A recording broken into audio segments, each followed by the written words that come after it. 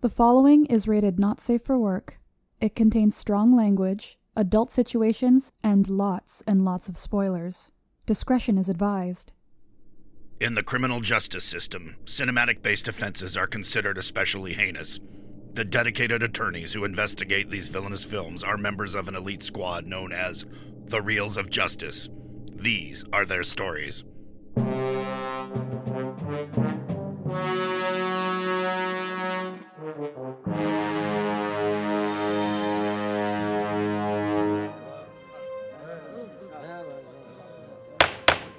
Order, please, order. The Reels of Justice is now in session. Judge Big Ben Haslar presiding. All eyes for the Honorable Judge Haslar. Peace. You know what? Actually, I'm going to make you stand for this one. Welcome to the Reels of Justice. Today we are hearing the case of the people versus Congo, a 1995 action-adventure film about an expedition to the African Congo that stumbles across the lost city of Zinj and deadly primates that protect its mines. For those of you unfamiliar with our court proceedings, we are here to determine if this film is guilty of being a bad movie. As always in this courtroom, films are to be considered excellent until proven awful, and the burden of proof lies upon the prosecution to prove beyond the shadow of a reasonable doubt that this film is guilty. Mr. Ryan, I'm not a pound of sugar. I'm a primatologist, Luis Rodriguez. You're appearing on behalf of the prosecution. You may begin your opening statement. These fucking nicknames.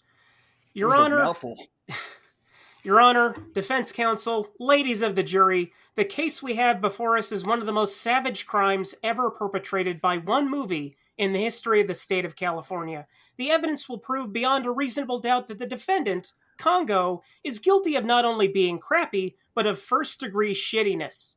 Congo's victims came from all four-quadrant walks of life. Young people, elderly people, men, women, and even the defendant's own actors. Most offensively, one of my most enduring hopeless crushes, Ms. Laura Linney, was frequently sidelined to make room for some guy in a Stan Winston ape suit doing sign language, and Dylan Walsh of all people, best known as that guy we all forgot was on that television show that one time. It is a sordid and sickening case that can end in only one just verdict: guilty. I ask you to show the defendant the same mercy it showed its victims. Sentence Congo to die in the electric chair. Should that be deemed too grisly, may I suggest death by, computer-generated tomato soup erupting from a narratively convenient active volcano? Thank you. Case dismissed. I'm not sure we can afford either. Appearing on behalf of the defense is Mr. Billy Ray Brewton. Please present your opening statement. Excuse me. I'm choking on all that bullshit I just heard. Oh! Shots fired. Your Honor, ladies and gentlemen of the jury, random hot bailiffs in hot bailiff pants. So Congo is a masterpiece. There's no two ways about it. If you were to read the book Congo, which is essentially just very elaborately worded latitude and longitudes, and then see the film, you realize what a cinematic achievement it was. Director Frank Marshall took what was ostensibly an unfilmable book and turned it into one of the preeminent adventure films of the 1990s. And he did it with a skill and a tact that he acquired from years of honing that with director Steven Spielberg and all sorts of other incredible filmmakers. He became a filmmaker in his own right, and Congo is a great example of that. It is a beautifully crafted old-school adventure film with an impeccable ensemble cast, fantastic action set pieces, insanely corny dialogue, which only enhances the experience, and Tim motherfucking Curry. What else needs to be said? Is it case dismissed? Is it dismissed, Mr. Rodriguez? Yes, it is. It's dismissed and I win. Okay. That also comes with double prize money. Thank you, Mr. Billy Ray. Mr. Ryan Luis Rodriguez, you may present your first exhibit. For my first exhibit, I would like Your to... Honor. Okay. All right. Okay, calm down there. Order in my court. I would like to challenge the film's claim to genre. For something billed as science fiction, it only seems to demonstrate the latter. For something billed as an action-adventure, it resembles neither. Congo lumbers from one incident and location to another, never being fast enough to raise the pulse, never slow enough to see the benefits of a slow burn. It's this uncanny valley of pacing, which I guess is on brand considering all the actors in fake gorilla suits. When the film finally stumbles upon something dynamic and potentially exciting, such as an attack from hungry hippos, it passes so quickly that it doesn't manage to thrill for even a fleeting second.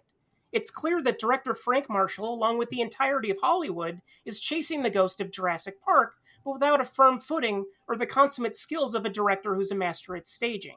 Not to mention the fact that all of the film's elements seem to contrast against its raison d'etre, that it's an Alan Quartermain adventure where most of the protagonists are tech geeks. There's nothing sweeping or majestic here, just turgid garbage. By the time the film reaches its final set piece, it just devolves into a bunch of people shooting a bunch of holes into a bunch of apes. Murderous apes, to be sure, but apes merely defending their territory. It made me nauseous very quickly, or at least it would have if I wasn't already nauseous from 90 plus minutes of this goddamn movie.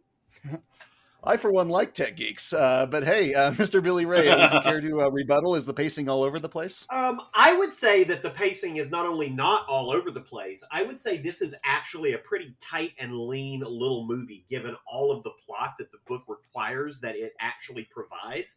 And unfortunately, you do need all of that plot in order to get to the conclusion. I would say that it does a pretty deft job of having all that. I mean, this is a film that is, on one part, an action-adventure film that I would say owes less to the Alan Quartermain films and more to even like the older like jungle adventure flicks of the 1930s and 1940s. And what makes this film work and what makes that pacing work is Frank Marshall and his understanding of what you need for a blockbuster and the engine of that blockbuster to move ahead. And he does that through multiple avenues. He does that through the appealing performances, which, let's just be clear, let's just rattle off the murderer's row. We've got Laura Linney, we've got Dylan Walsh, Joe Don Baker, Bruce Campbell, Ernie Hudson, Tim Curry, Joe Pantoliano, Grant Heslov, Obababa Tunde. I mean, that's just to start. And that's not even including Delroy Lindo. I mean, it goes on and on and on.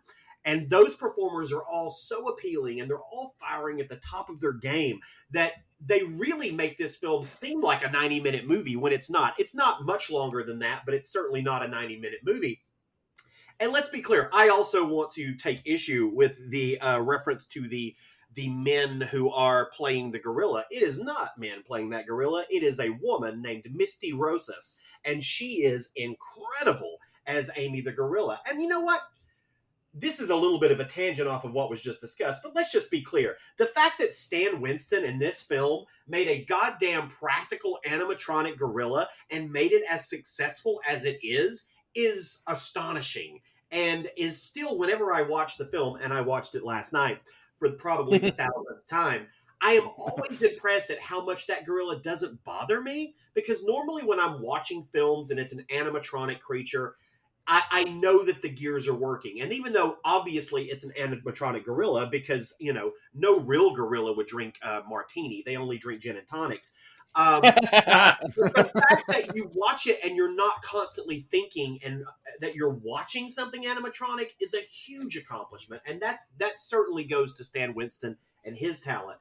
But in terms of, the pacing and the film being all over the place, I would argue that this film sets a tone from moment one, never relinquishes it throughout. This is a film, how many films end with scientists shooting diamond-powered laser guns at demon gorillas as they're skipping over molten lava to escape in a hot air balloon?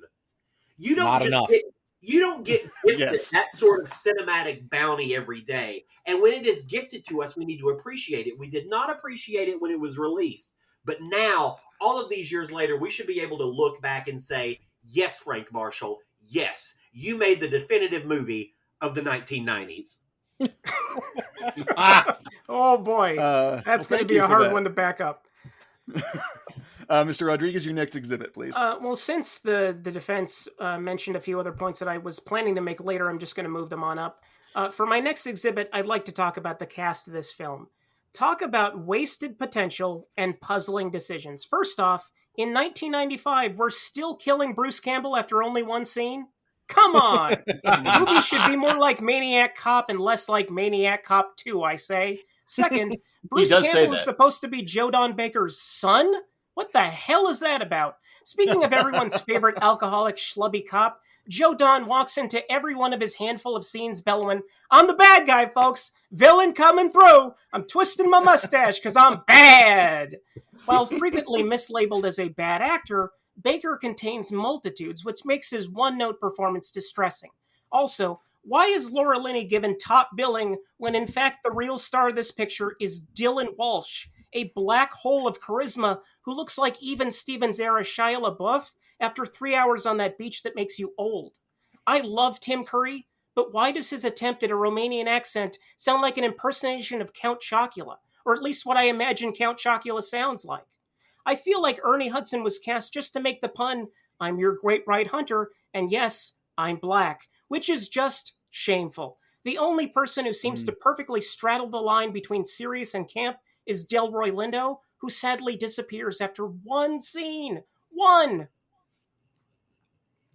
Mr. Billy Ray, would you care to rebut these points on the actors? Oh, you're goddamn right I would. Okay. Oh, so let's start with Laura Linney. Laura Linney is top billed because Laura Linney is the star of this film. She may not have the most screen time, but you don't have to have the most screen time to be the star of a film. I walk out of this film thinking, man, Laura Linney is a fucking badass. Like, she is the sort of action hero of this film. And that is something that sets this apart from pretty much every other action film of the 1990s. And you mentioned Jurassic Park earlier. Laura Dern's amazing in Jurassic Park. Laura Dern is not the action star of that film. And what Congo does is it gives that to Laura Linney, and she delivers it 100%. Dylan Walsh, yes, Dylan Walsh is not the most exciting actor. He can be a tad bland. He's the straight man in this film, and that's what he needs to be, because everybody else around him is so big and is swinging for the fences, and I would say connecting most of the time. Tim Curry's accent is incredible, because it is 15 different accents rolled into one. And when you hear them talk about who he is and where he's been and what he's done, this guy's probably got 18 different aliases. So it makes sense that he would probably have 18 different accents that have all just sort of melded together into what we get there. As for Ernie Hudson, boy, Ernie Hudson, the more I watch this film, the more I appreciate his role more and more, because he is very much the sort of debonair, hunter of the film. He's the one with the confidence and the one with the moxie, and he really sells it. I think this is one of Ernie Hudson's best performances. But when you're talking about small performances about Delroy Lindo, I think the filmmakers were smart enough to realize that they had something really special with that character and that performance, and they give you just enough. You get just enough from him in that scene. Same with Joe Pantoliano. You get just enough Joey Pants in this film to walk away remembering him, but not so much that he overwhelms the film. And I think that's what this film does well, is it has these really colorful, really eccentric supporting characters that are there in the periphery the whole time, but they don't overwhelm the film. Instead, the film is Laura Linney and Dylan Walsh's film. I think they have really good chemistry together. Yes, that's probably mostly because of Laura Linney, but they work well together. Finally, I will say, yes, Joe Don Baker comes in as the villain because he is the villain. That is his purpose in this film. You need a big villain in a film like this. If you're hearkening back to those films of the 1940s, you need someone like that. And he is chewing up this scenery like no other. He might be the most quotable role in this entire film because he is on another planet with his energy and his execution. As for whether or not he makes a believable father to Bruce Campbell, I mean, you certainly have to wonder where the chin came from, and you have to wonder what Bruce Campbell's mother looked like. But she's just one big chin. Yeah, she's just a giant chin. This movie was sort of ahead of its time in certain ways. Like, people credit Scream for killing off Drew Barrymore early in that film. You know, I feel like they were just taking a play from the Congo playbook. Jesus. And then Psycho did it, and Psycho traveled forward in time and went back and did it. Wait, what's this? All right, order in my court. Is that the Gus Van Sant film? Technically, kinda. Order, please. Order. Mr. Rodriguez, your next point, please. My next exhibit concerns the aesthetic value of the production. For something that's supposed to resemble a big, exciting, expensive Hollywood adventure, it's shot with all the dynamic propulsion and big-budget slickness not of Jurassic Park, but rather that pre-show video you have to watch in the queue for Jurassic Park River Adventure. Frank Marshall is primarily known as a producer for Steven Spielberg's films in the 70s Your Honor. and 80s. Objection. Yes. Objection. So, yes, what is your objection? I need to say, this film was shot by Alan Daviau. That should be all that needs to be said. E.T. the Extraterrestrial, Harry and the Hendersons, Avalon. Yeah, you're on thin ice, Mr. Billy Ray. I'm going to overrule that. I Mr. love Rodriguez, all these dramatic pauses. Okay, so as I was saying, Frank Marshall is primarily known as a producer for Steven Spielberg's films in the 70s and 80s, as well as a second unit director for said films, and therein lies the rub. Marshall is best when attempting to facilitate the creative vision of other people than himself. When tasked with coming up with something completely on his own, he falls flat on his face. The moment we first meet one of the fabled gray gorillas, Marshall pulls tricks from the hack director playbook and drowns the scene in excessive post-production slow motion and shaky cam. Telltale signs of an inability to capture something properly on set. Okay. So you're certainly not giving Frank Marshall due credit. This man also directed Alive, and he also directed Arachnophobia. And I would say all three of those films, when I see a Frank Marshall film, I know it's a Frank Marshall film. And that's kind of crazy considering his films are so shellacked with that legacy of Steven Spielberg. But what you are also forgetting is that before he ever met Steven Spielberg, he was very immersed with Peter Bogdanovich and with Walter Hill. And I think he took a lot of what he learned from Walter Hill and Peter Bogdanovich and used that for his directorial craft. Now, does that outweigh the Spielbergness of it? Absolutely not. But it is certainly there. And you certainly see that there more in a film like Alive than you do in a film like Congo or Arachnophobia. But he also, this past year, directed one of my favorite documentaries of the last several years. It was the Bee Gees doc, How to Mend a Broken Heart. That is a incredible piece of filmmaking. Like, Frank Marshall has such a sturdy, significant cinematic background that he can cover so many genres. And I certainly think Congo is very slickly shot. I think it looks gorgeous. I think the production value is high. Yes, there are sequences where it seems like they're on sets, but if you're trying to emulate those sort of action-adventure films of a certain time and place, that's exactly what those films look like too. It is very much of that same vein. I think Frank Marshall is one of the more unheralded filmmakers of the 1990s, and I think it's a shame that he actually didn't direct more than he did, but that's because he just enjoyed producing more. He enjoyed helping other filmmakers bring their vision to life, whether it was Spielberg or Tobe Hooper or whoever. And that, I think, is what he was more passionate about. But when he does take on a project, it's because he is passionate about it and he does have a vision for it.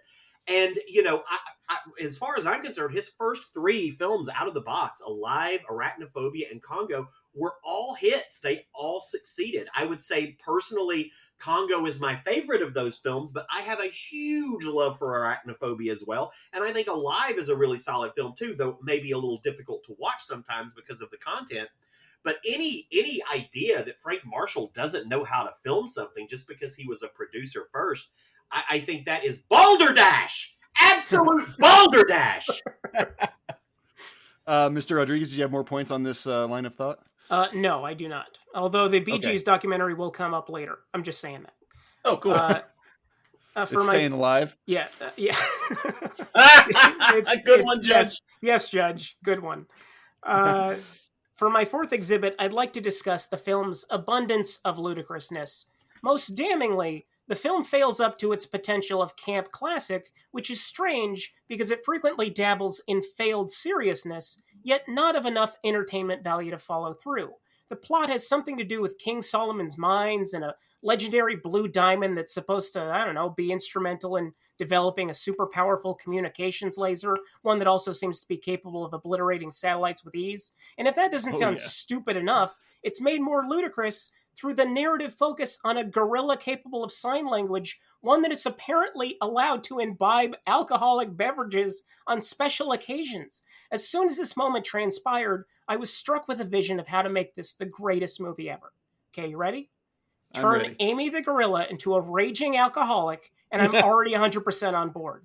Then remove all of the human characters, make Amy capable of actual speech, and send her on a mission to the Congo to raid a diamond mine all by her lonesome, soothing the vicious gray gorillas with her marvelous singing voice. See, by pulling all this nonsense straight out of my ass, I've come up with something that follows through on the promise of ludicrousness. If you're going to make trash, lean into your worst impulses. Mr. Billy Ray? Well said. I will give the opposing counsel credit on a very eloquent speech there. That said, I think this film is camp from top to bottom, and I think it knows it sometimes and it doesn't other times, and I think that's okay. Like for me, some of my favorite films of all time are films that are campy without meaning to be, like Mommy Dearest. Perfect example. One of the campiest films of all time. Did it mean to be? Hell no. But it is, and it makes the movie all the better for it. And I think Congo is of a similar nature, and I think that's because of the type of film it's trying to emulate and be. Those films are inherently campy by nature. And you've got moments, yes, a gorilla drinking a martini is absurd, and yes, escaping in a hot air balloon as you're running away from a volcano, that is absurd. Being attacked by hippopotamuses like that is absurd. All of these things are absurd in the film. I don't see how that is a slight against it. I think that is a boon for it. And I also want to comment on, this is a film about finding your home. Every character here is searching for their definition of home. For Amy the gorilla, that home is the Congolese jungle. For Dylan Walsh, that home is getting Amy to that goal. For Laura Linney, it is finding her lost love. For Joe Don Baker, it's blowing up the world with a laser diamond. For Tim Curry, it's finding the city of Zinj. For Ernie Hudson, it's cashing a paycheck. Everybody has their own home in this film. And I think it's important to remember that amidst all of the insanity and all of the camp and the craziness, that at the heart of this story, the very essence of this story is about a man who has clearly at some time fucked a gorilla. I do not dispute this. I do not dispute the last part of this. No, how could you? Mr. Rodriguez, do you have any further argumentation? I have one brief exhibit, and then I'll rest my case. It concerns the film's setting. You gotta love an adventure with an exotic location in the title that was probably mostly shot at Universal Studios and refuses to even shoot second unit background plates in said location. It would be like calling Black Panther, "Hey, we went to Africa," even though the entire thing was shot in an Atlanta soundstage. Disney's Animal Kingdom looks more like Africa than Congo ever manages to do. Delroy Lindo told interviewers that his single scene was supposed to be shot in the Dominican Republic, but for reasons that he was not privy to, was shot entirely in Pasadena. I am genuinely amazed that there isn't a shot of the Vasquez Rocks at any point, because I'm pretty sure that at least 30% of this movie was shot minutes away. Wow. Billy Ray? I commented on this a little bit earlier, but I don't think that's a detriment to the film. I am someone who doesn't mind if I am watching a film where sets are used or sound stages, because that to me has such a classic Hollywood feel to it that it actually makes me feel kind of warm and fuzzy when I watch something like that. And it harkens back to an earlier time. And so I don't count that as a mark against the film. I think this film knows what it is. It knows what it's trying to be. And that's just part of it. Because, I mean, this is an expensive film. This was a very expensive film. I think if they had really wanted to go to some practical locations, they probably could have. I think a lot of this was an intentional decision, and I think it works, and I think it pays off. Okay. Right. You have rested your case, Mr. Yes, Rodriguez? I have. Mr. Billy Ray Brewton, you may present your first exhibit. My first exhibit is this, a film review by the late, great hero of mine, Roger Ebert.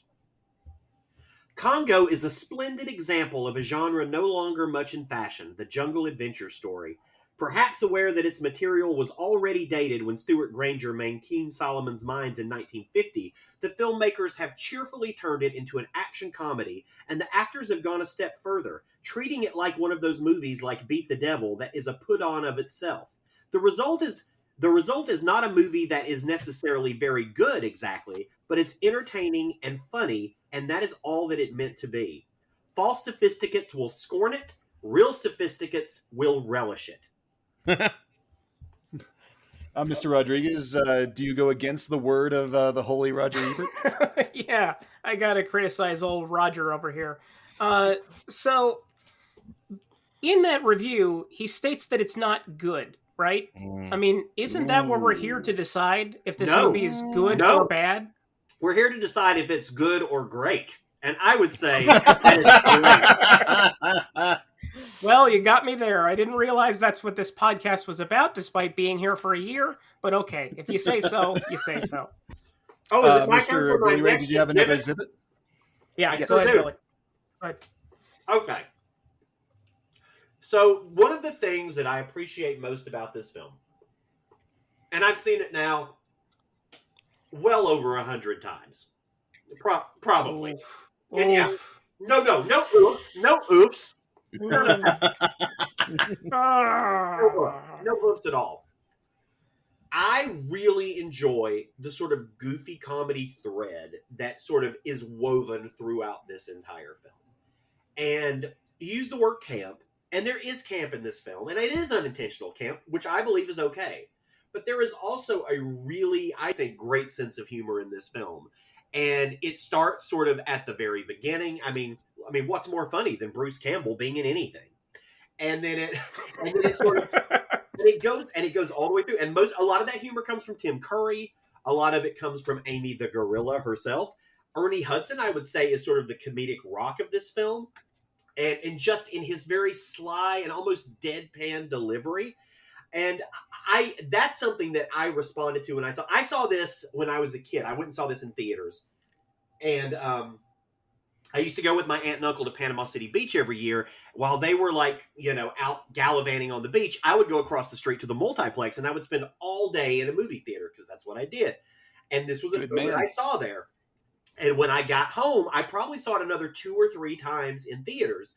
And for a long time, I didn't watch it for quite a few years when I was younger, because I assumed that it was because I was young that I enjoyed this film. Because this is very much the type of film you would expect like a teenager to maybe get a kick out of in the 1990s. And so I watched it later when I was in my 20s, and I was like, no, that is not the case at all. Like, it was not just because I was a kid. It was because it's actually a really fun movie. And, you know, I mentioned earlier, Roger Ebert said that this is not necessarily a good film, but it is entertaining and funny because that's all it means to be. And I think when we judge whether or not a film is good, we have to judge it that way based on what was the film setting out to do? What was it setting out to accomplish? And if a film accomplishes what it was setting out to accomplish, then it's successful for me. That is a successful film. And there are certain films where you're like, okay, if I'm thinking back, like Ishtar. Did Ishtar accomplish what it set out to? Probably so. Maybe that's why I love Ishtar.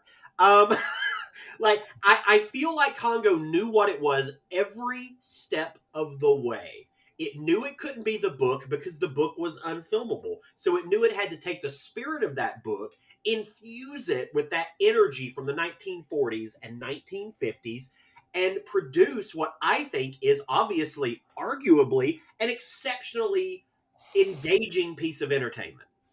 And are you resting on that? Sure.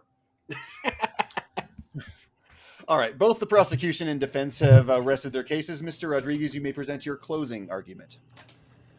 Michael Crichton, for all of his narrative failings, was a great concept man.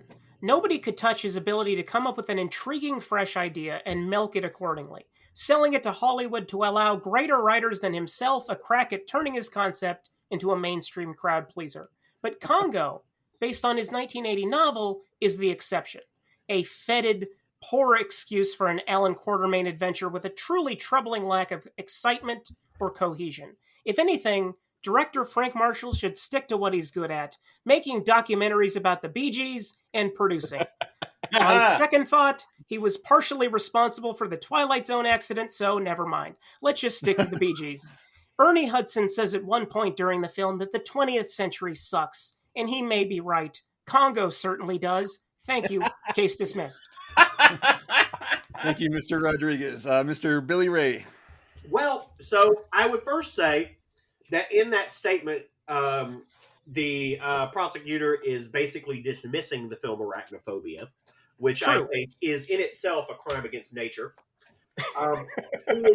He's shitting on the man for being involved with Twilight Zone when I just recorded a podcast all about John Landis, who I would say is the ringleader behind those decapitations. And I would also like to add the following words. Stop eating my sesame cake. I would also like to add, I don't have a price. I'm not a pound of sugar. I'm a primatologist. I would also like to add, I will pay. I will pay. And also, put him on the endangered species list. Those are quotes from the movie Congo. This movie is quotable from beginning to end. So let's talk about what makes a movie good, because that's what we're here to discuss, right? So let's talk about what makes a movie good. I would say performances make a movie good. If the film has really solid performances from the cast. And I would say, as I did before, look at this fucking cast and look at what they bring to the table. Look at Laura Linney as an action hero, which was subversive for the time and really effective. Look at what Tim Curry and Joe Pantoliano with Delroy Lindo and Joe Don Baker are bringing with their insane energy, which is so propulsive in this film. Think about the way this film is shot. You may not like that they're using sets instead of practical locations, but god damn are those sets impressive. They look fantastic. I mean, it is a miracle that they're walking through what is supposed to be the jungle and it doesn't look like they're walking through South Carolina. Like, they actually managed to do it with sets, and that is impressive. I think it is shot extraordinarily well. I think it is a beautiful looking film. I think that Jerry Goldsmith's score is very memorable, and I think it is on par with some of his better scores from the 1990s. I think the screenplay by John Patrick Shanley is absolutely tight and on point. And Shanley is somebody, Shanley is a very avant-garde writer when it comes to film. Like, he's not someone you think of when you sort of think of these straightforward scripts. And I would say that I would argue the same for his theatrical work too. And this film, like, I don't know that this film would be as successful as it is without his script, because he managed to take an unfilmable book and a very dense book and a very complicated book and really distill it down into the essence of what Crichton really wanted that book to be. Michael Crichton was an amazing writer. He's one of my favorite writers of all time. But Crichton had this sort of knack for getting a little too technical in his books, which never made his books unreadable, but they certainly made it more laborious to get through. Because if you're really caught up in the words and you're really caught up in the action, and then you're having to stop for all of these like technical equations and all of this science, like sometimes that can be a little overwhelming. And that's what Congo was, is you would be having this grand adventure on the page, and then suddenly you would just get mired down in these numbers and data. And Shanley realized that was going to be a problem for a film, which is why everybody always said it was unfilmable. But what he did was he extrapolated the meat of that book and then just wrapped it around this adventure story in such an elegant way. And, and again, I don't think it would have worked without Shanley doing that. And, this was a film that came out. It came out in the 90s, which was, let's be clear, the 90s was insane. in terms of movies and in terms of these high concept films and these ridiculous plots. And that's one of the things I love about the 90s is it gave us so many of them, with Congo being a prime example. This film actually did really well at the box office at the time, and which was fantastic. It placed number one at the box office when it came out, actually, and I'm very proud to have contributed my ticket dollars to that. It did well internationally as well. People enjoyed this film when they watched it. Now, I know you can't judge box office solely as whether or not a film is successful or not, but I do think it is part of deciding whether or not something is successful. You can make the argument that films that have made a shit ton of money are garbage, and I would agree with you on a lot of those cases. Avatar, Transformers. But I don't think this is a case. This is one of those cases. And, Roger Ebert himself praised the film. He gave it 3 out of 4 stars. And Roger Ebert, my hero, was one of the... I loved him as a critic because he was so able to look at what a film was trying to do. And that's what I think he did with Congo. Like he mentioned, it's not necessarily a good film, but it accomplished everything it was trying to accomplish, and it did it with style, and it did it entertainingly. And honestly, what else do you need to say that a film is good?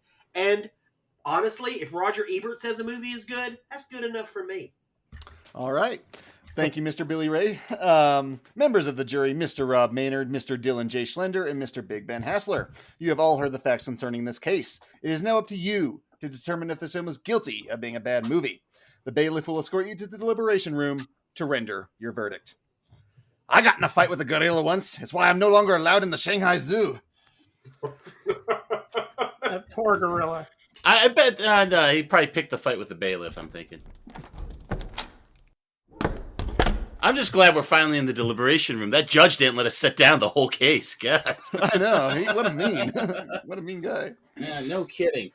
Oh, well, okay. So this was a very interesting case. Clearly, this is like one of Billy Ray's favorite movies. He was very passionate. And then Ryan, of course, brought some very succinct and very true arguments as far as I'm concerned. But, Ben, how far are you concerned? When I watched this movie on my own, I kind of thought, in the first half of it, it was kind of good. It was kind of interesting. It was aiming for things that, could make a decent movie. But then that last half kind of gets a little crazy where that volcano just decides to erupt very conveniently, when everyone's in there, that would have happened anyway, right? But then when I'm hearing this argumentation, it's just when one of your friends wants to do something and you're kind of I don't know if I want to do that, but they're just so excited about it and they bring that energy with you. And then you kind of end up having fun because they're having so much fun doing this thing.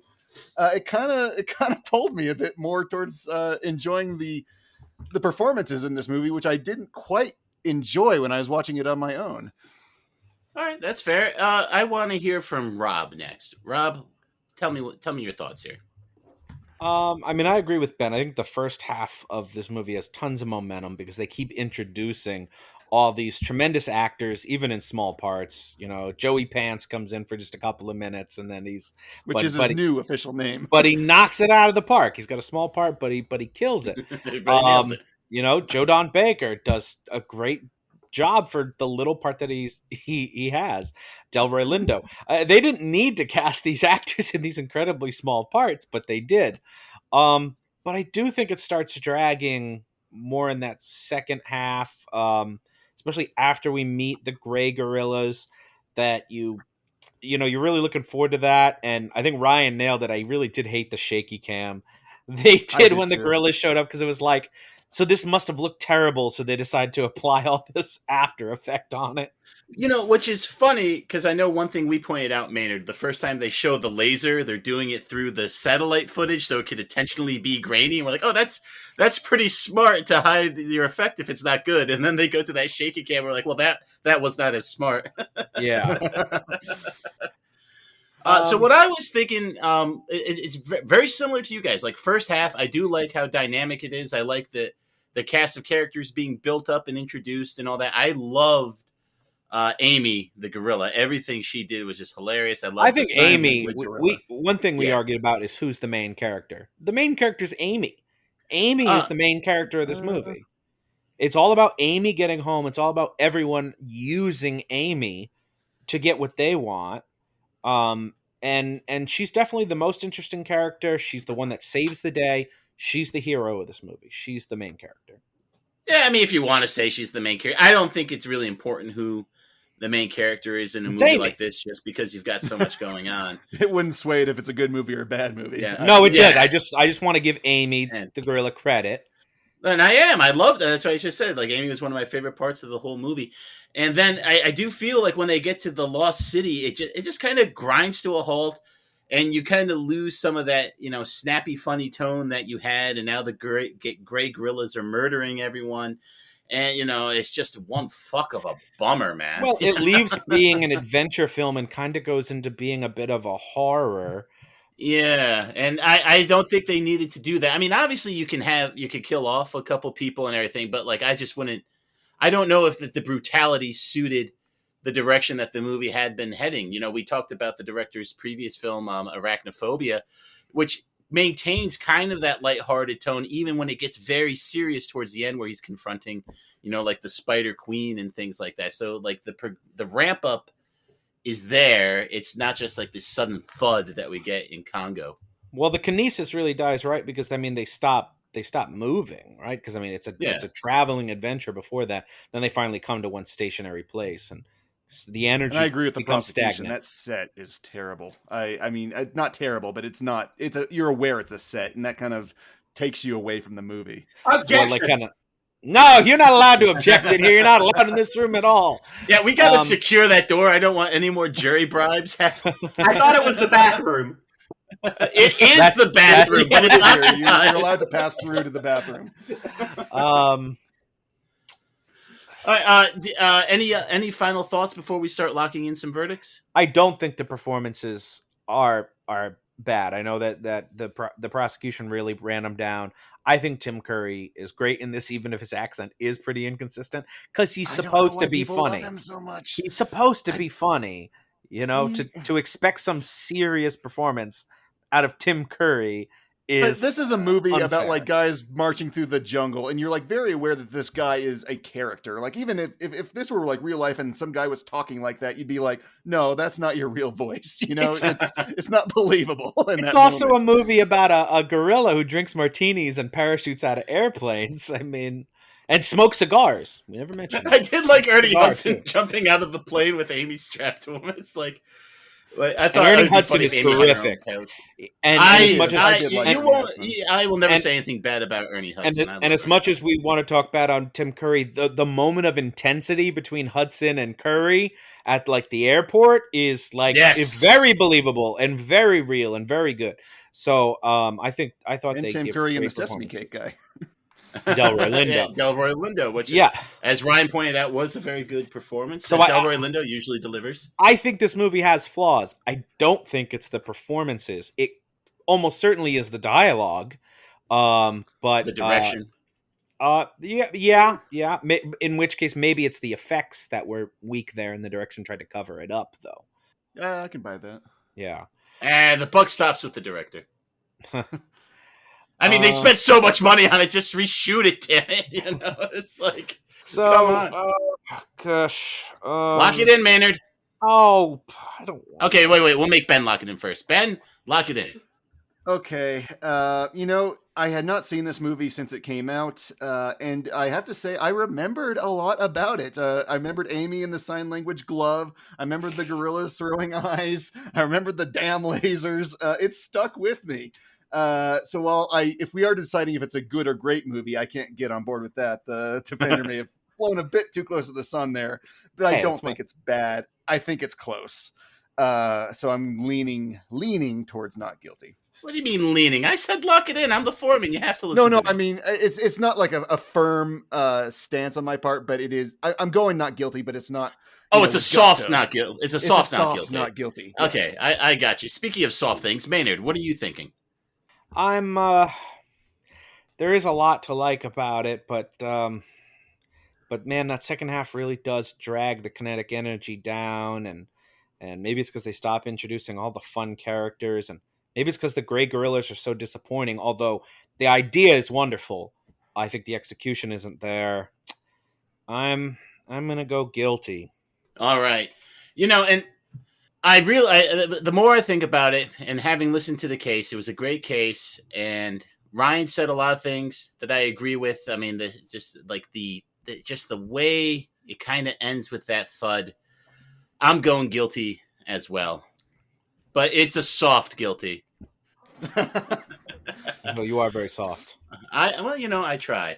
Wait, no, okay. Let's go out there and tell that very handsome judge. It's been disputed. About my softness or the handsomeness? You know what? Don't answer that question. Just go. Mr. Foreman, have you reached a verdict? We have, Your Honor. In the case of the People versus Congo, we find the defendant guilty of being a bad movie. Appeal. The verdict is so rendered. Appeal. No, not allowed. That's handled outside of this courtroom, sir. I hereby declare Congo to be an ugly gorilla. Go away, ugly gorilla. Court is adjourned.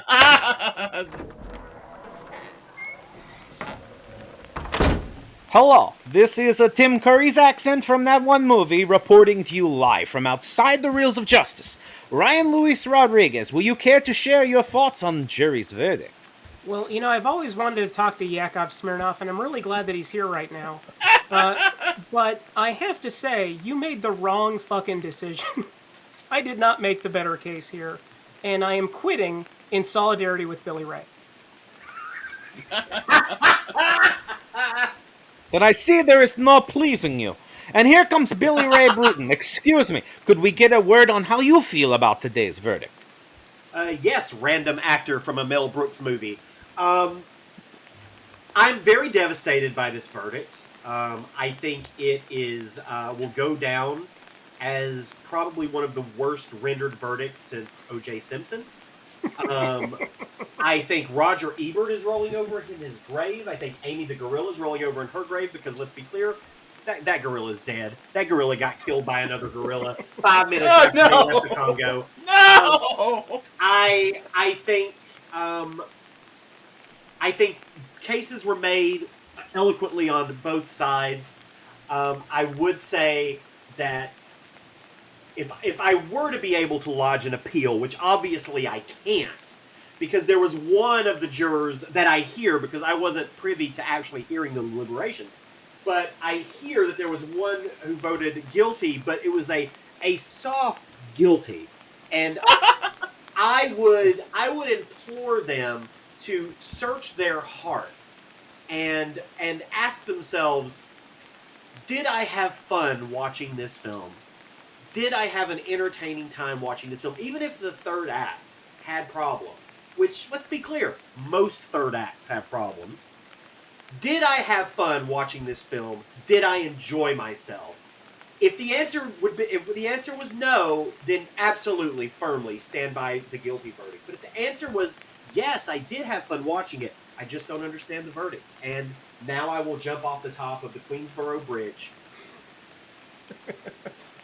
We are many blocks from bridge, actually. But thank you. We all the time we have from courthouse today. Let's go back to the studio for the post-trial analysis. Mr. Accent, which paper are you with exactly? It is no longer disbanded. I don't know. He's from the Romanian Gazette. Great case. You brought it, man. You had the energy for like everything about this movie. Yep. I have never met someone who has seen this movie 100 times and still has nothing but good things to say about it. Oh, absolutely. I adore this film. I mean, this is one of those films that when I watch it, like, I know I'm watching something that most people think is trash, and I'm constantly like, why is everybody in the world wrong? Like, why am I the only one who is right on this movie? This thing is very unpopular. It's got like a 29% on Rotten Tomatoes audience score. But let's be clear. This film has been catching on the last few years because this is now. I see this film talked on Twitter a lot. I know a lot of a couple of really incredible screenwriters who revere this film very highly. So it is becoming one of those films that is slowly catching on in popularity with certain folks. And I think a new generation is starting to discover it thanks to streaming. So all I can hope is that if we revisit this trial again in, let's say, 10 years, if I'm alive, God willing, that people will be more willing to come around on Congo. Well, hopefully you'll how get many more dead gorillas there'll be in 10 years. Though. Hopefully you'll get a better jury than Dylan, because he's the one who sandbagged you for sure. Well, let's hope for this. Let's actually hope that, because in a few years, because of global warming, all the gorillas will be dead. And so people will want to see gorillas, and maybe that will encourage them to watch Congo, because all the gorillas in real life are dead.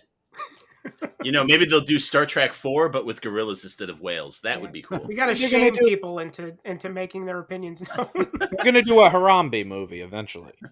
Oh, God. It probably will happen. It almost certainly will happen.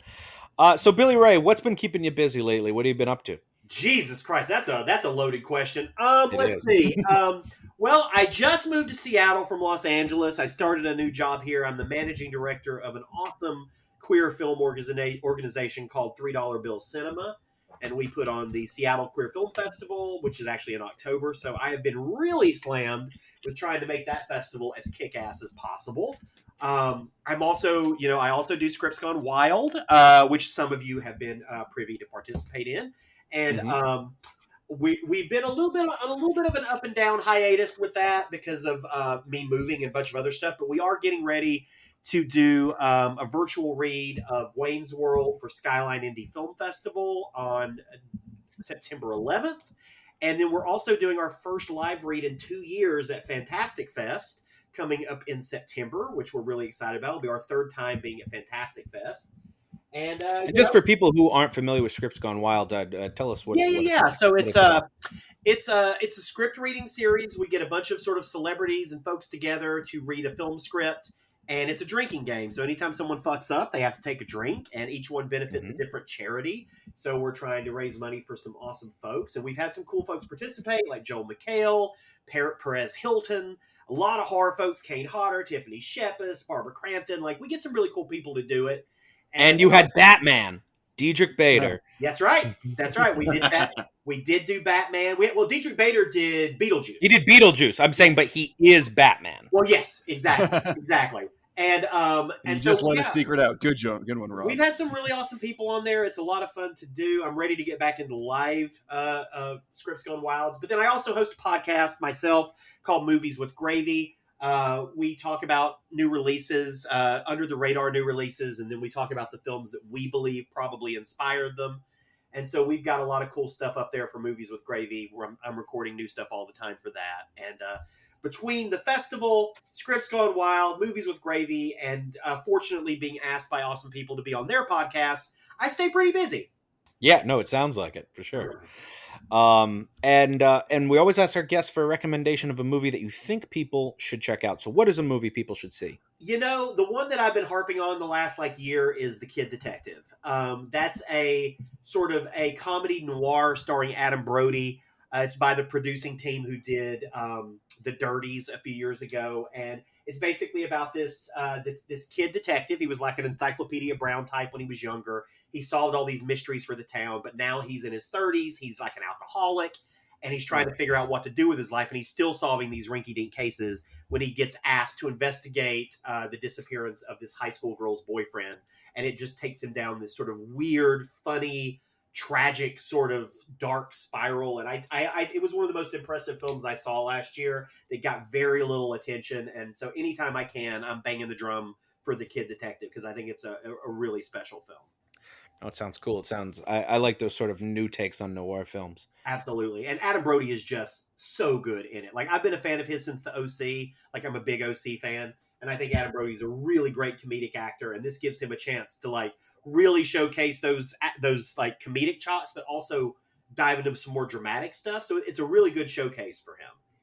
Nice. Ryan, did you see this Kid Detective? No, it's on my list. I haven't seen it yet. Wow. But Billy Ray recommended a movie Ryan didn't see. But I am a huge OC devotee, so this seems like this is something that needs to go higher on my list, pronto. Absolutely, yeah. It is. Absolutely, it is. And I, with the exception of one person, my best friend, who did not like the film, everyone that I've recommended this film to has just come away singing its praises. So nice. That sounds great.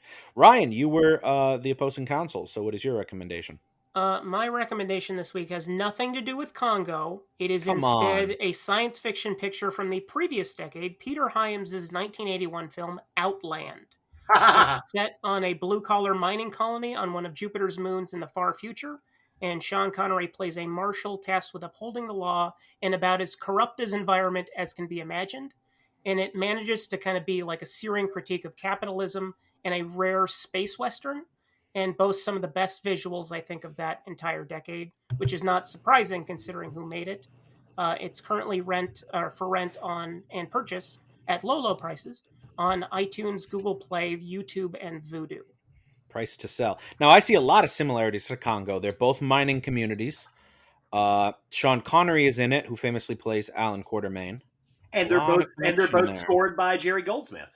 Oh, there it is. Yeah. There it is. Well, there you go. I should have done my homework before announcing my recommendation. Shit. Exactly. Again. I do want to say... Stop quitting, Ryan. I can't pick up your slack. As good as Sean Connery is in Outland, and it's been a while since I've seen it, I remember just thinking Peter Boyle was outstanding in that film. Oh, and he's fantastic. It also features a really early performance from Clark Peters, who I adore. So it has my favorite Connery moment ever, of his entire career in that movie. And what moment is that? Yeah, thank you. Where the doctor is like giving him shit for something, and he just deadpan completely says, "Oh, that's very funny," and completely just bottoming out every single little nitpick that has ever been developed in his way, and just kind of giving it a nice comedy spin that I don't think I've ever really seen him done.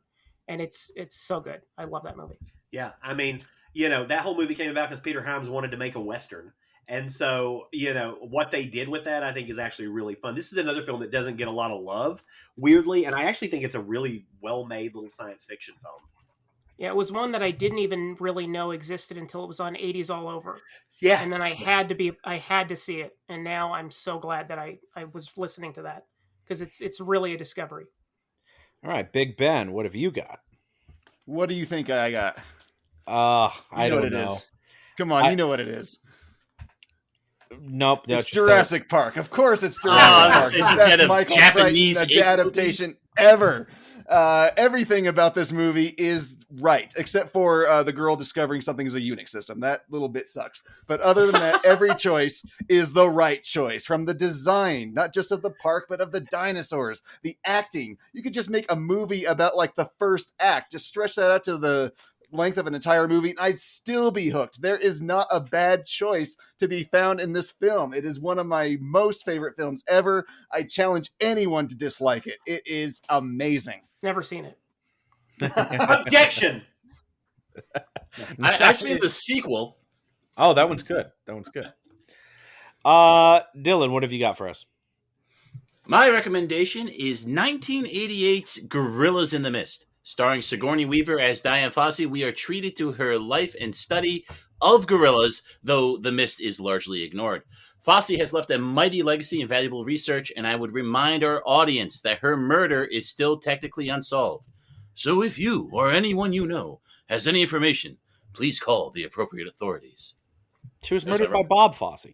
She was not. No, it was probably poachers. I mean, she did a lot to fight poachers. She, like I said, has a tremendous legacy. The movie Gorillas in the Mist is great. You could go on YouTube as well. National Geographic has a few episodes about her and her murder that are on the National Geographic YouTube video channel for free that you can just put on and watch. So there's a lot there. And then of course her book Gorillas in the Mist as well. So a lot there. But this is a movie podcast, so watch the movie. You can read books too. We're okay with that. Yeah, they're. Well, you can. Yeah, you can read books. I mean, we've been talking. I don't know why you would want to, but you can. But read Congo first. Yes. So I'll send us on home. Our movie today concerned a group of apes that were enslaved by men until they finally rebelled against their cruel masters. Oh God, I know where this. And that, of course, got me thinking about a particular franchise with a similar topic. So for my recommendation, I'm going with 2011's Rise of the Planet of the Apes. Oh, swerve. Which is the first film in Fox's reboot trilogy. This movie explores the origins of the Great Ape Rebellion led by Caesar, a chimpanzee given extreme intelligence via an experimental treatment administered, ironically, by James Franco. Motion captured king Andy Serkis plays Caesar, although some other performers are used as well. And he does an excellent job throughout all three films. I don't think it's streaming anywhere in particular right now, but it's worth buying. think it's on HBO Max at the moment. You know, I feel like I need to cheat a little bit because I was the fool who didn't understand that we were trying to make these recommendations somewhat tangentially. They don't have to. They don't have to. No, we're lazy. That's why. But we're I feel lazy. like That's why I we want do to it. cheat and recommend one other film because it is another film that I adore that is very in line with Congo because not only is it about a killer, this is not a gorilla, but it is a killer primate. And it is also cheesy to glorious degrees, and that is Shakma from 1990. And has anyone here seen Shakma? I know I've got it No. somewhere. I haven't even heard of it. So Shakma is a film starring Roddy McDowall, Christopher Atkins, and Amanda Wyss. And it is basically about this group of medical students who are playing this live-action role-playing game that is being run by their professor, played by Roddy McDowall. And during this, a baboon who has been medically tested on and is made to be super violent escapes and starts wreaking havoc on them. And it is so crazily cheap because the whole thing takes place in this like office building because that's all they could afford. And so it's all these people running throughout this office building playing this role-playing game as this poor tortured baboon who eventually had to be put down after the movie was made because he was subjected to such emotional trauma. It chases around with his bare ass, like beating in elevators trying to get through and kill people, and it is glorious. I thought you were going to say Or as I Monkey call it Shines Tuesday. for a second, but I'm really glad you pivoted and chose something that I've never heard of. It is Shakma, Shakma, Shakma. Yeah, it may. I think it's on. I think that one may be on YouTube. Right It now. might be. I did an interview with Amanda Wyss once about it, and specifically about Shakma, because I have such an unhealthy love for it. And I think she was really shocked that anybody loved that movie, and it was a glorious conversation. She was shocked, Ma. She was shocked. Okay. Right. Hey, Boo. guys, quit monkeying around because we're starting to wind things down here. And I'd like to remind our listeners that if you leave us an iTunes review and send us a screenshot of it on either Twitter, Instagram, or Facebook with the hashtag ROJ Reviews, you will be entered into an upcoming raffle for some really cool Reels of Justice swag. That's cool. That's true. Billy Ray, shouldn't people leave us an iTunes review? Absolutely, they should. People should absolutely leave you an iTunes review, and they should comment on the iTunes review about how terrible your decision was today. They We're fine with that. They should. I'm fine with We that. welcome it. Yep, we take any feedback, even negative. We do not mind. I think people should go and leave a review. There I you go. love There that. we go. I love that. And with that, we're all out of show for the week. But we'd like to thank our guest, Billy Ray Brewton, for joining us. Thank you so much, Billy Ray. You're very welcome. We hope to have you back soon, and you can defend your honor. Absolutely. I would love to defend Schindler's List one day. Yes. You'll have to All take right, on I Big guess I Ben know with what I'm that one. prosecuting. He has Okay. notes. And we hope everyone else will join us again as well as the Reels of Justice keep turning. Count it. Amy. Please follow us on Twitter at Reels of Justice, Instagram Reels of Justice, and Facebook.com/Reels of Justice.